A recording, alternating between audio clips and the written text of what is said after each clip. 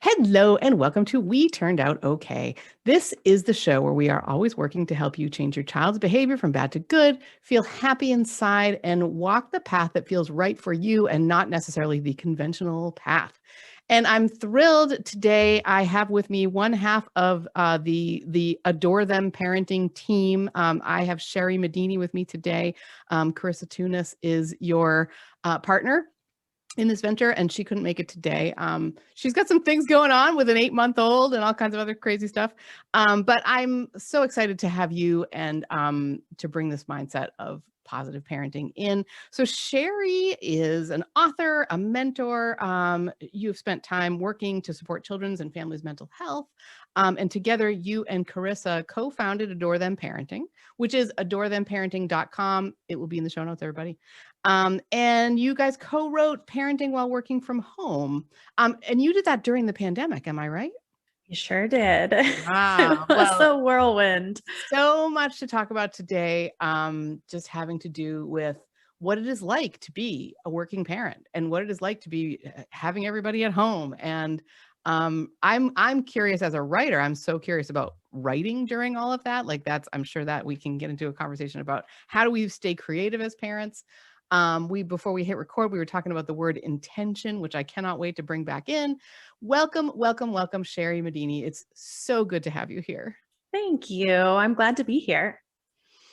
So I'm always curious about how if you're co-working with someone, you've co-founded a website, which by the way is an adorable website. You have the cutest logo with the penguins. Oh my God.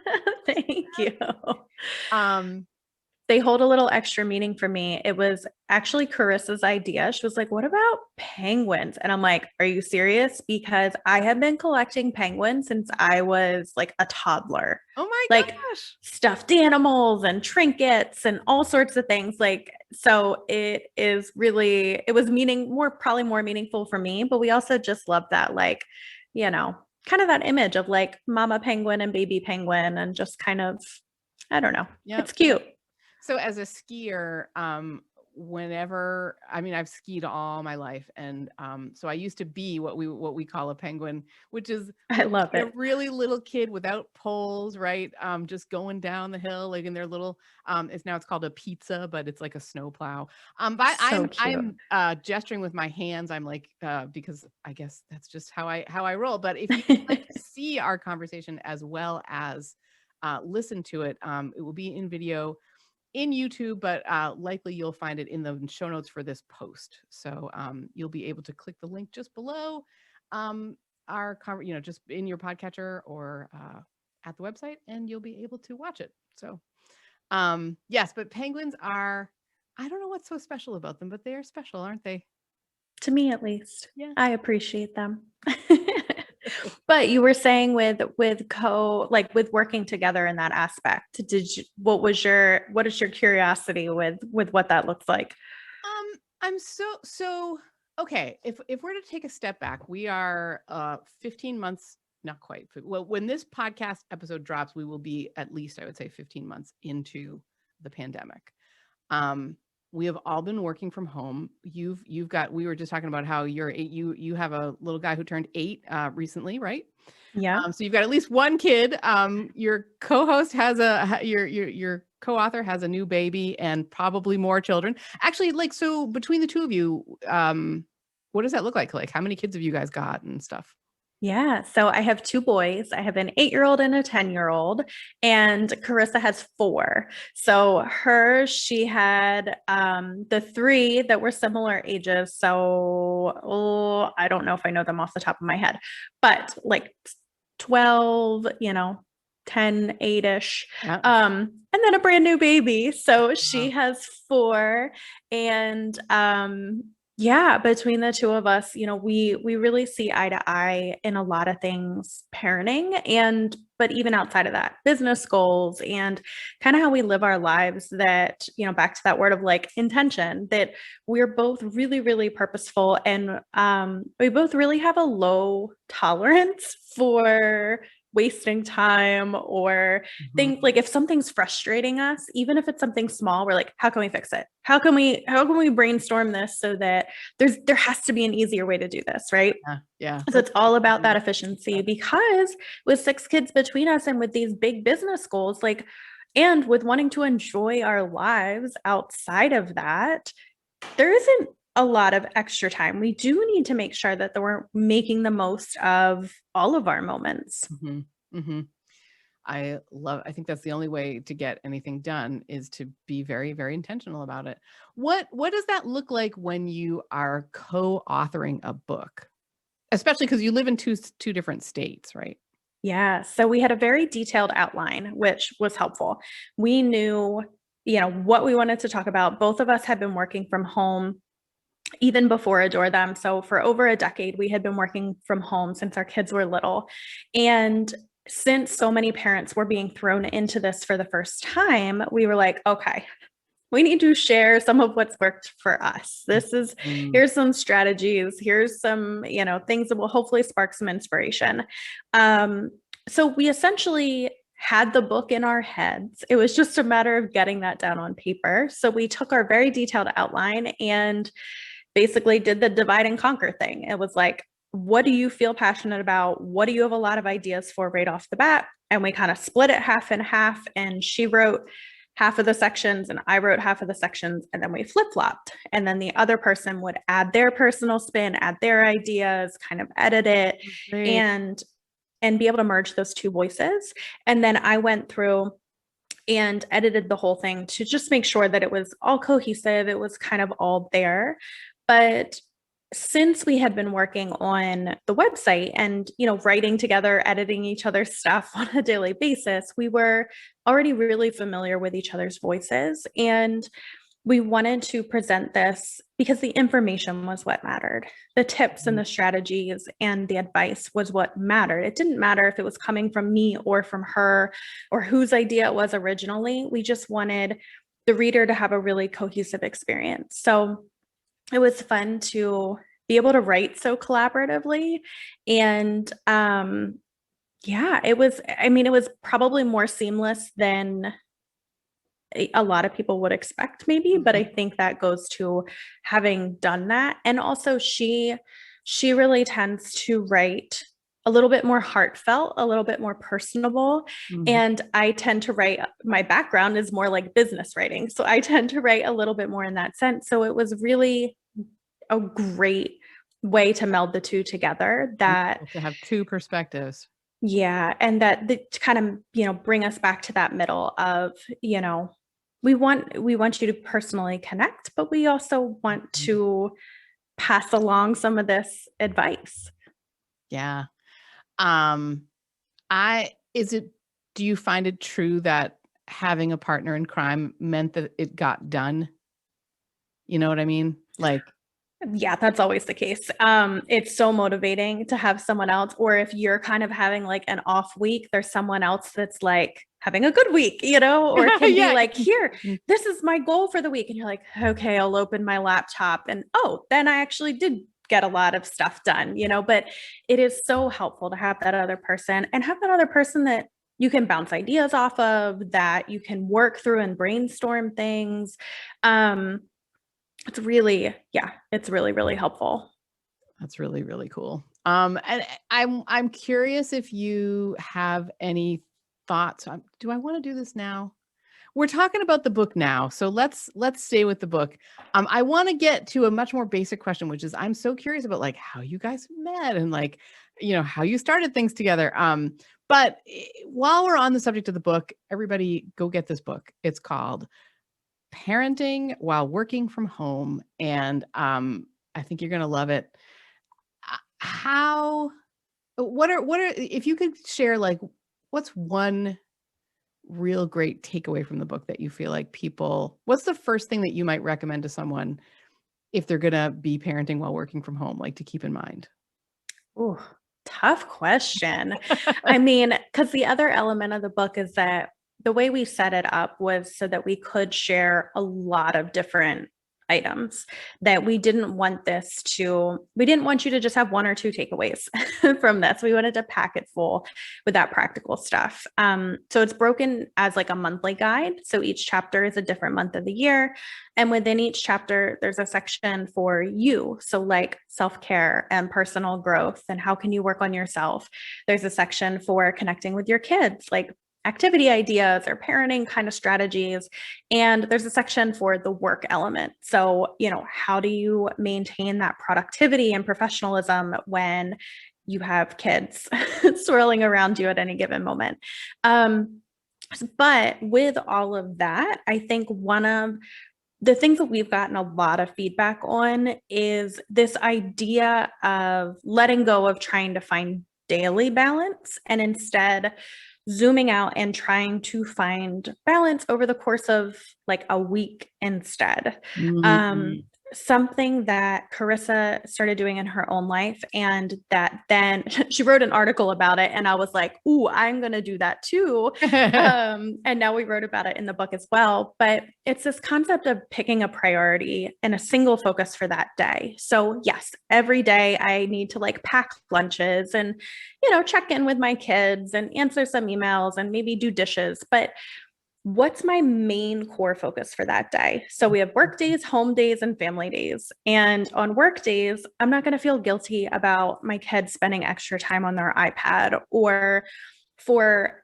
working through dinner or, letting my husband put the kids to bed. Like whatever that is, my focus for that day is work so that I can get as much done as possible and be productive as possible and as focused as possible, knowing that another day that week it's going to be a house day where it's all hands on deck. All the laundry might get done. We're making sure that everything is more deep cleaned. And then the family days as well are those days of quality time. And that doesn't have to mean that you go on this big excursion. That's not really a possibility for a lot of us at the moment. But it can mean, going to the park or riding your bikes or playing that board game you hadn't gotten around to playing.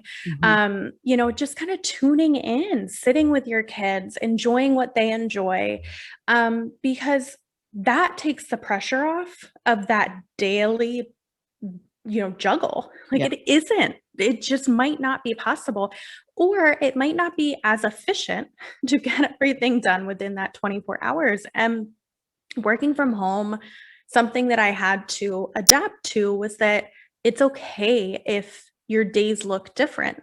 Like my days look very different than each other. There are some days where I spend the whole day like running errands and I don't open my computer till after I pick the kids up from school. There are other days where like I'm zoned in, I do a whole bunch of podcasts and I think just letting go of when you're able to, depending on what your work allows, letting go of this idea that every day has to look the same. Our energy levels change, our moods change, how our kids are doing changes. If we're having a good day, we need to capitalize on that because you don't know who's going to be homesick tomorrow or who might be struggling with something. So it's all about like making the most of the time in front of you, but also giving yourself time and space to adapt when things aren't going well. Wow. So every time I look down, what I'm doing is writing because the words are just like amazing. So I'm just going to write down giving yourself time and space to adapt because that may end up being the name of this interview because that's just so important. It's so important, but I think a lot of people struggle with this idea of kind of that black and white thinking, like the all or nothing, that either I'm doing this or I should just give up. And working from home means there's going to be interruptions. You're going to have to be flexible. You're going to have to. So it's that balance of like, we talk about, you have to be flexible, but you also have to be consistent. Like you can't just give up and decide to watch Netflix all day because then nothing happens. Yep. So, it's how do you juggle that? Yep. There's so many sort of routes that my thinking is taking. And I think the one I'm going to land on is I've been, since August of 2020, I've been creating a monthly, what I call a playbook. It's the We Turned Out Okay playbook. It's a subscription only, monthly, wonderful creation for parents. And I hate to call it a workbook because I don't like the term, but at its heart, I mean, that's what a playbook is. It's got a calendar, and each day there's one step for someone, for a subscriber to take. There's one thing for them to do and write down. There's one thing for them to reflect on. And I found that writing it for others is what made me start doing it. Yeah. Like, I was like, "Woo." So in October of 2020, I went into the hospital because I got diverticulitis, which I really got from doing too much and not taking enough time for myself. And I remember being in the hospital and thinking, you know what you really need to do is you can't just make the playbook, you have to live it. Yeah.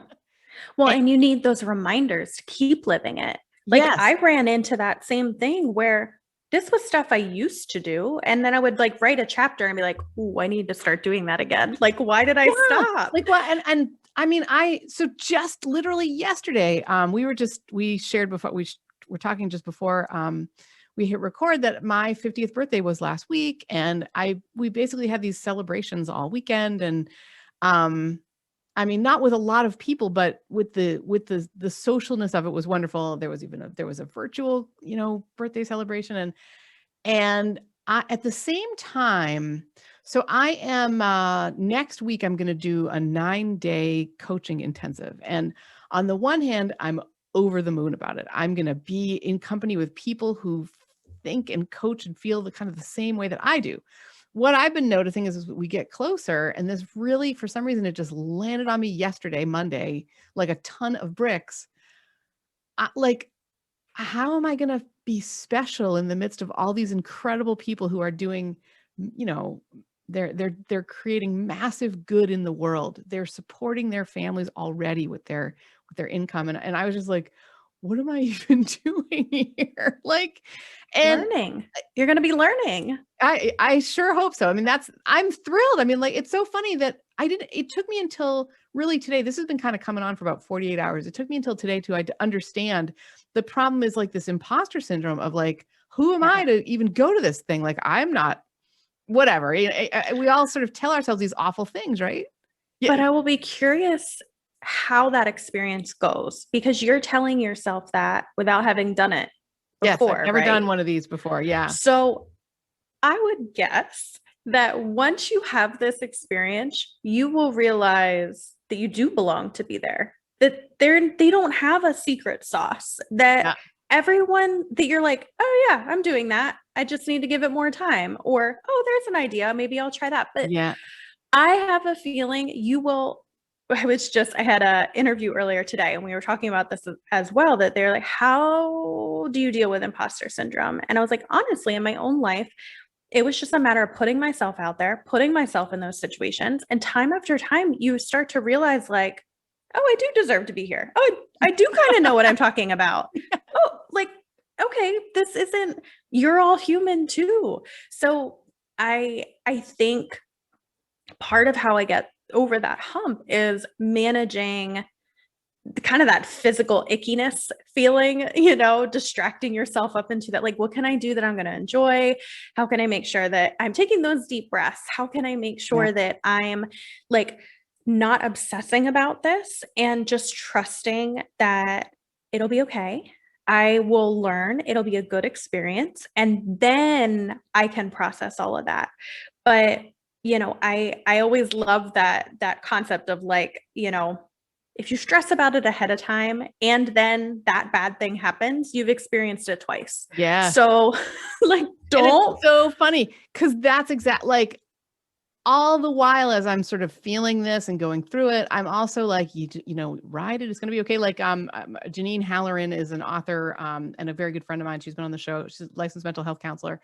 She's been on the show multiple times. And a lot of what she talks about is you have to name it to tame it. Like, you have to understand the emotions in order to be able to process them. And so I've been sort of, while I've been crying and going for long walks and on that kind of thing, I've also been just trying to be really gentle with myself. And so it's funny because in a way the birthday celebrations have helped me like last night, I got to be in a room with my parents and my aunts and uncles and my cousins and my dear friends. There were like 3 or 4 people on the call that I've known since like the 4th grade, and coaching clients and colleagues. And it was like, oh yeah, just as exactly as you were saying, I was like, I do have something to contribute. I do have, Yeah. it is good, like people do want to do to talk to me and with me. Yeah.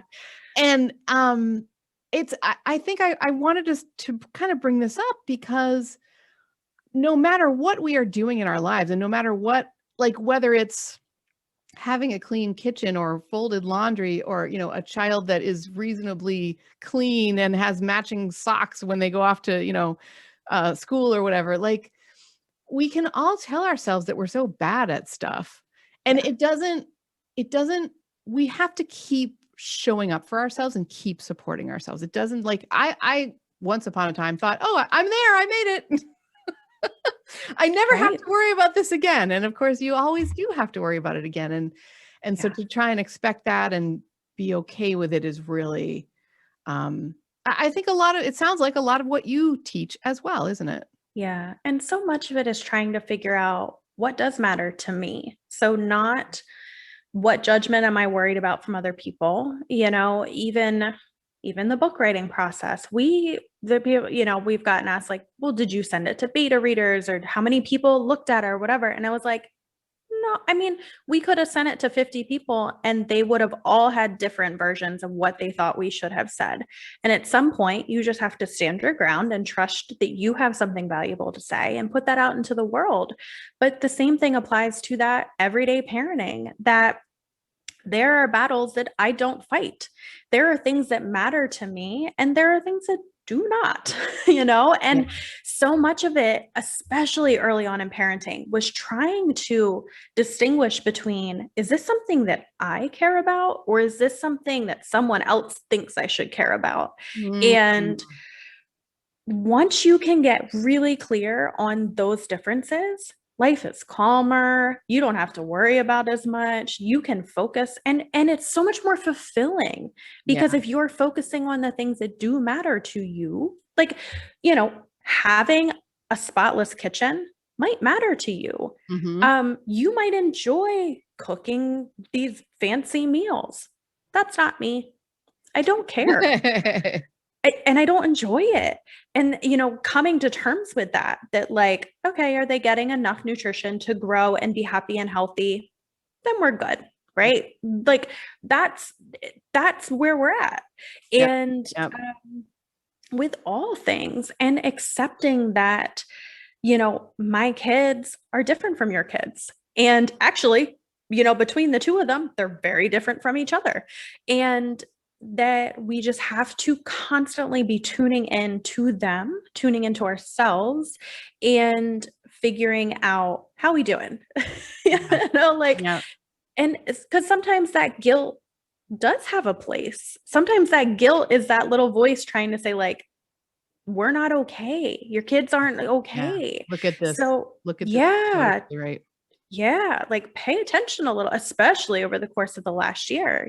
There were times where like my child wasn't okay, and Mhm. having to stop everything else instead of being like, gotta stick to the schedule, gotta keep up with Yeah. virtual school, gotta, keep the work going. It was like, nope, priority right here. He's not okay. He Yeah. needs to spend the afternoon snuggling and crying and And getting to, and talking. yeah, and being able to process those emotions, being able to, Yeah. yeah. And I mean, throughout the pandemic, that is really what the focus has been on in my coaching as well. Because so many parents are like, but the school is telling me that they require my kid's camera to be on. The school is telling me that he needs to only be in clothes and not pajamas. The school is, and No. I think on the one hand, there's an understanding of like why they might want that, as frustrating as it is for, a parent coach like me to, because what they want isn't going to work for everybody, and what we ultimately really want is what's going to work for people, right? For kids. And so for example, sometimes, maybe even often, kids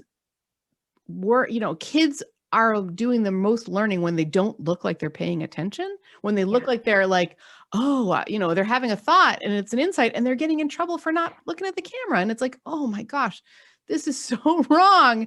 And so for a parent to be able to say, this is not working for my child. Like, I think there's, you said it so well. You just said, is this something that I care about, or is this something that someone else thinks I should care about? And like, that is so crucial, because we do get those messages and it does feel like, well, we should be. One of my most hated words in the English language is the word should. Right. Well, and I was going to say with the virtual learning, I mean, I had to learn those lessons myself, that instead of, I could have spent my time and energy fighting with my kid to do what was being told we were supposed to be doing.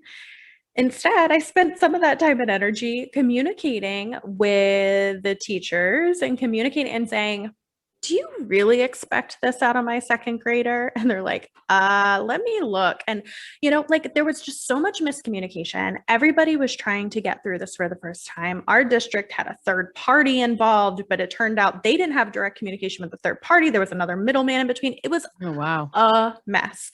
And once I saw that and realized that they think this is all fine. But when somebody actually looked at what they were expecting of second graders over the course of every single week, they were like, oh, no kid is going to be able to do that. Mm-hmm. And it was like, great.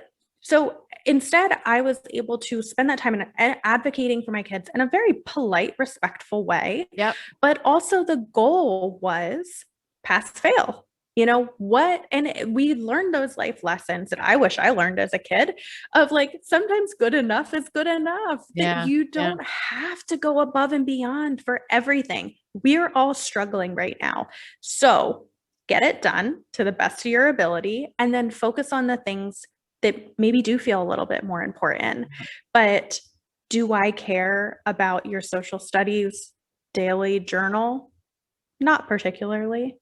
Do you care about it? No, you don't care about social studies?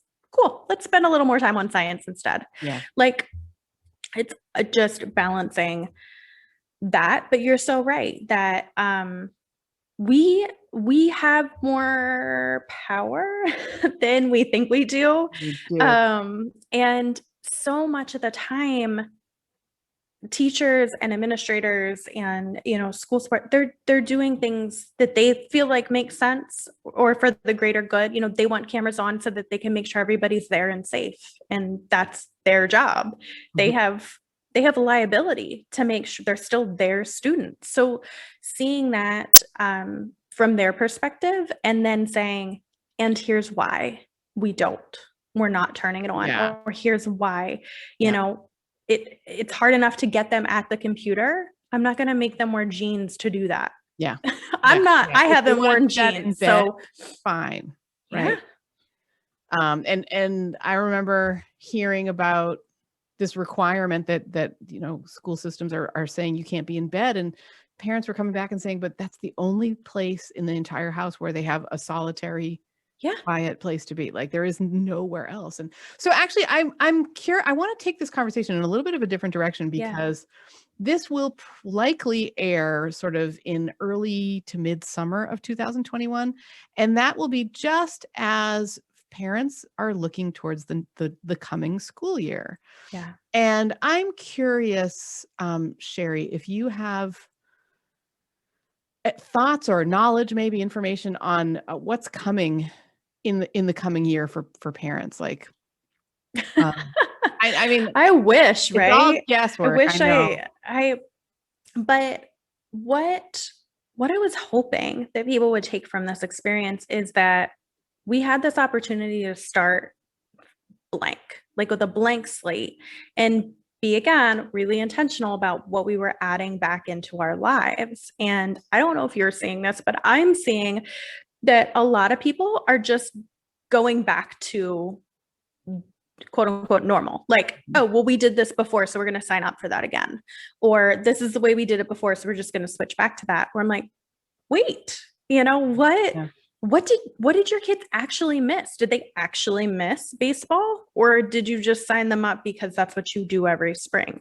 So, really going into the next school year, I think we need to learn those lessons. I think we need to understand that our kids' interests, our kids' well-being, our kids, mental, emotional health, their ability to feel like they have something valuable to offer is more important than the report cards, is more important than signing them up for every activity under the sun. We look at this as like, we don't want them to miss out on any opportunity, but if we overschedule them, if we overburden them, if there's too much pressure there, like it backfires. Yeah. And they need that time and that space to understand what they actually care about.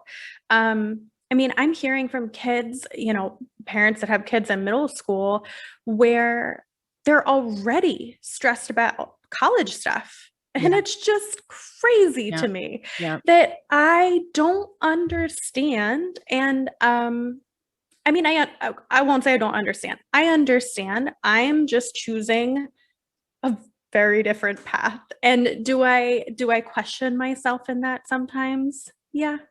Do we have those self-doubts creep in where you're like, oh, maybe we should be doing more, maybe, but then I see my kids enjoying each other, being brothers together, having that time together, communicating with us, like we wouldn't have that if we were running in different directions every single night.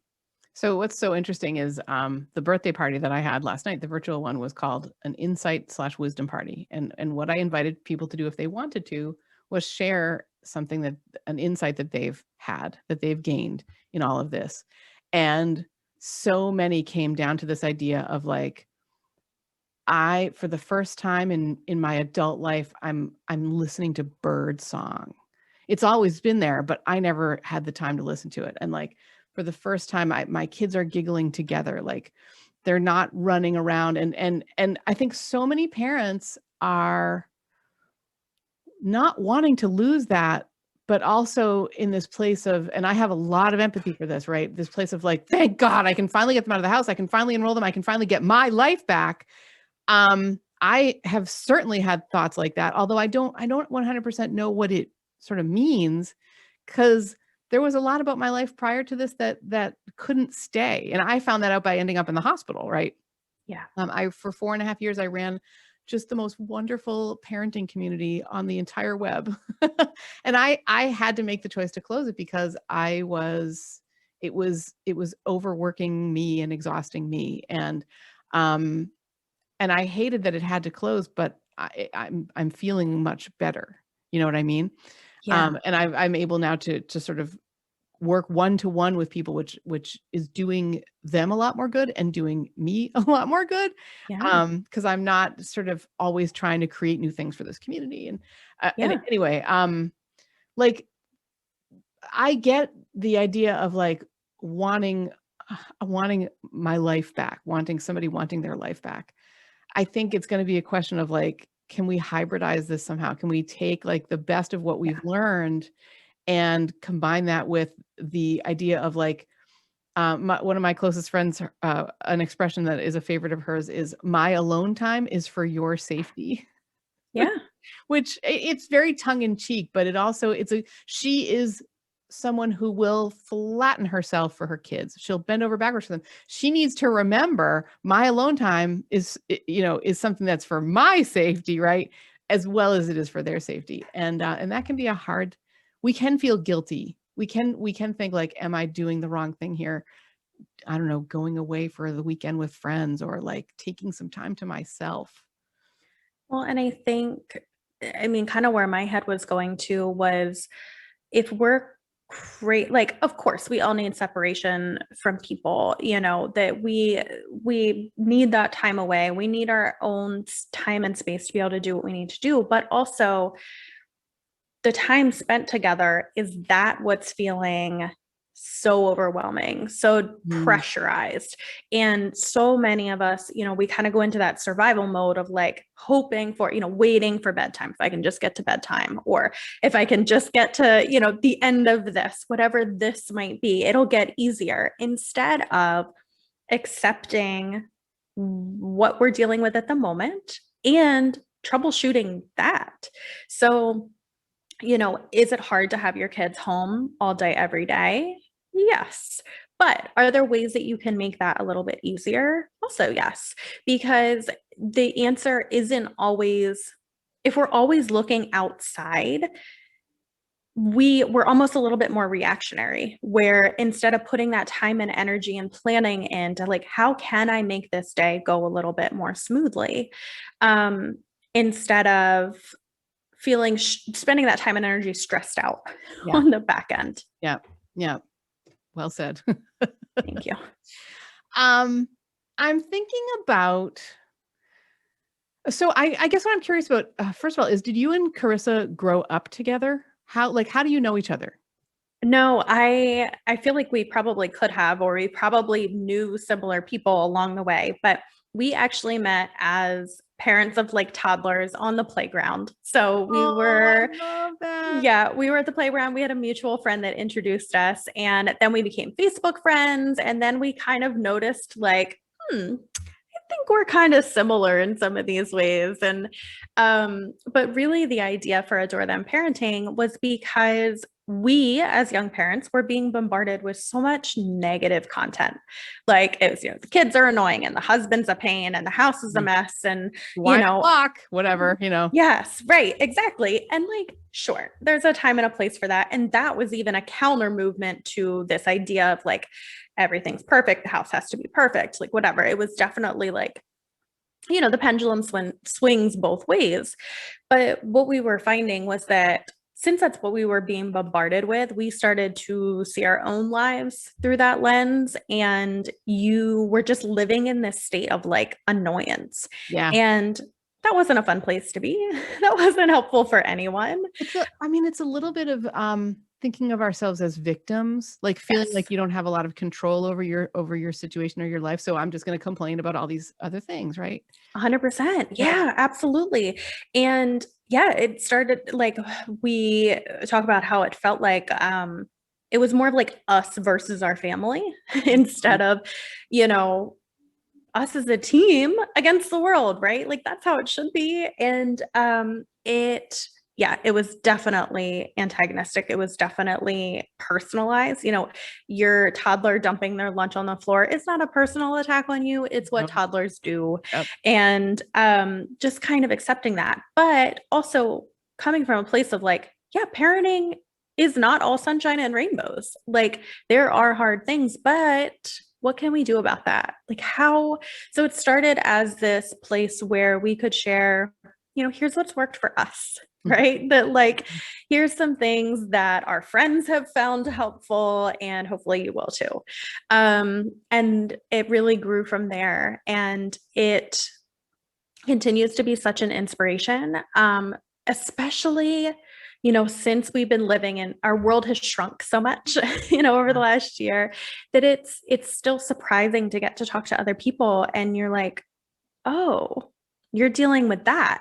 Okay, here, try this, like it doesn't have to be that hard. And I think that's where people get stuck. I mean, I talked to someone the other day, and she was like, well, it just is what it is. Like everything's a mess. Everyone's a mess, and it's just impossible, and it's going to be miserable. And I was like, oh, Yeah. That's not a fun place to be.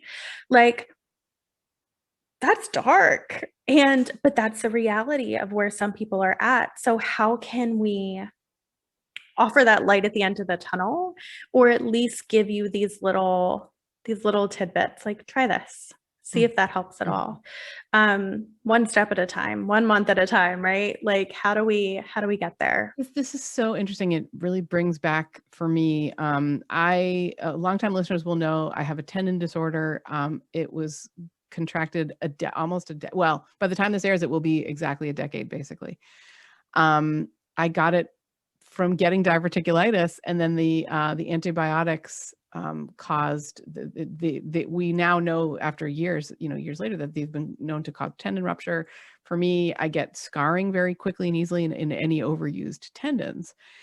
And for the first 8 months that I had this, I saw a doctor who, I'm going to try and be very positive. Like, this doctor was ineffective, I guess is what I'll say. And so was the physical therapy, because no one knew that I had this. I mean, it really, like, I can't blame them, right? They were looking at it through a different lens. Exactly. And so maybe what they didn't do, what I wish they had done, was to say, like, this is weird. Yeah. Let's rethink this. Anyway, they didn't. So I, just as you were saying, I was like, well, I guess this is my life now. I don't have a working leg. So I couldn't walk more than a few steps. It was really, really tough. And my legs became completely emaciated. So much so that when I my parents came to visit about 8 months in, or 7 months in, and they were horrified at looking at my leg. They were like, this cannot be the end of this story. And I was like, there's this place where you just don't want to invite hope, because, like, what if it gets crushed, And they went home and talked to, because they live in Colorado. My mother had a knee replacement so she could keep skiing. I mean, like, they're very, very privileged and lucky, fortunate people. And they are living their life and really loving it. And they were horrified at the thought that, like, they would never ski with me again, for example. So they talked to a physical therapist friend of theirs, and he was like, well, she should see a sports medicine doctor, not an orthopedist. So I was like, fine. Between my parents and Ben, they sort of convinced me to open that door a tiny bit.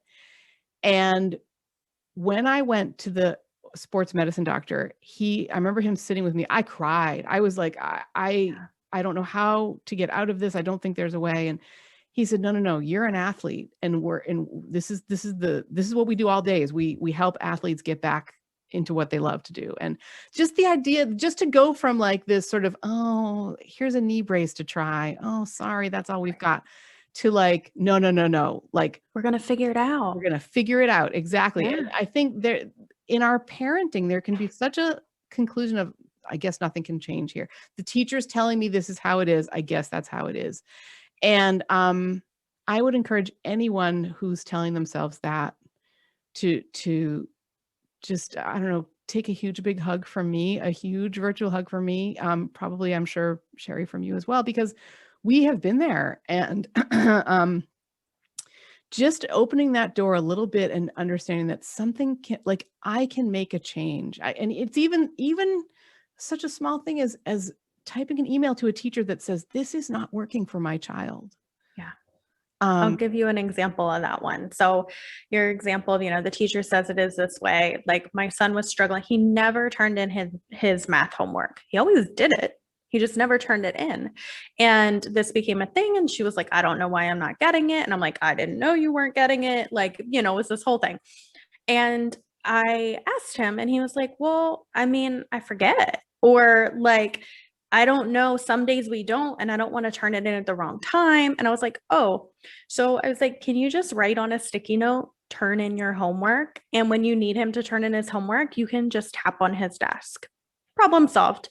This was not a big problem with him. This did not need to be a big conflict. This did not need big reward charts and complicated systems. Yeah. This was just, he's a quiet, shy kid, and can be forgetful, but he also doesn't want to do the wrong thing. Yeah. So we just needed that visual thing and that reassurance that, like, tap, tap, today's the day you turn in your homework. Yeah. And that's that. But also, the teacher doesn't know my kid as well as I do. And the teacher is dealing with a lot of other students, and they don't always have the capacity to get a little bit creative with these kind of things. So being able to voice that and being able to, in a very, like, non-accusatory, I mean, it was something that worked for everybody, and we were able to approach it as such a collaborative effort. But being comfortable to do those kind of things is important. Yeah. Yeah.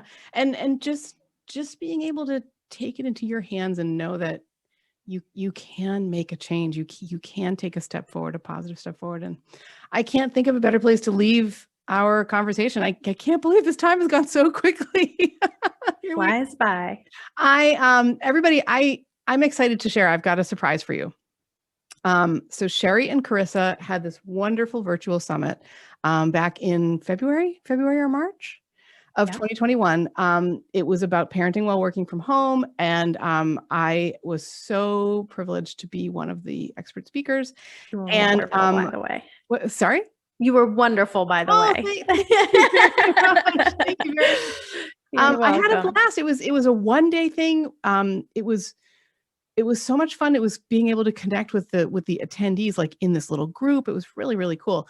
And what we were given was I was able to use the presentation that I had created basically in any way that I wanted. So what I've decided to do with it is hang on, because after this conversation, I'm going to play it for you. And if you go to the home on the web of these show notes, which it will be, I don't know what number it will be at, but it will be an episode. And you can you can click the link to go to that, and you'll see the video of that as well. I spoke on the importance of self-directed learning for every age. And I think the reason I want to bring it up now is because it fits in so very well to what you and your co-author and your co-host of your website do. I feel like, is that a safe assumption that what you've done has been very self-directed in a really super positive kind of way? Yeah. And following the lead of our kids, I decided a long time ago that I was going to try to focus more on my kids' strengths than harping on the weaknesses. And yes, I do want them to be capable in multiple areas. Yes, I do want them to have the tools they need to move forward and be successful. But I know that there are some of those natural talents, some of those natural interests, some of those things that they gravitate towards. So letting them be that and hyping that up and being that person for them, and realizing that same thing for me. Who am I as a mom? That's something it's really tough to grapple with, especially, when you're a new mom and your world is turned upside down. Who am I? Yeah. What am I doing here? What works for me? I am a miserable person if I don't sleep. Yikes. And now I have a newborn that does not sleep. Like, you're grappling with so much. So finding those, where are your strengths? Where are your natural abilities? And kind of letting go of the stuff that you're not as good at. Yeah. Yes. Very well said. And being okay with that. Like, it's okay to let go of that stuff. And I mean, it really comes back to that one word of intention, being intentional with, like, when we set an intention and it really resonates in our heart, that's where the good stuff begins. Yeah. Well, Shari Medini, so wonderful to have you on the show today. It's such a pleasure to be talking with you. It's been great to get to know you. Thank you. I really enjoyed it. It's been fun. You can find Shari and Carissa's work at adorethemaparenting.com, all one word, spelled like it sounds. And I think all I have to do now is say, thank you so much for listening and watching. If you happen to be watching the video, stay tuned, because after this, you will hear more from me, specifically with the self-directed recording from the virtual summit. And I always try to end an interview by saying, by giving a special thanks to our producer, who is the voice that you hear at the top of the show. He has been so good about setting intentions and working towards them. That's only gotten truer in the pandemic. He is the 23. When you hear this, he will probably be the 24-time winner of the Husband of the Year award, Benjamin Culp. And one more time, thank you so much for listening, and we will see you next time.